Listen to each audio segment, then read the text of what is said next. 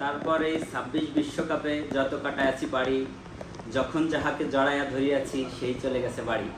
প্রিয় ব্রাজিল সমর্থক ভাই বোন বন্ধুগণ, আপনাদের না বলা অনেক কথাগুলো, মানে আপনাদের যে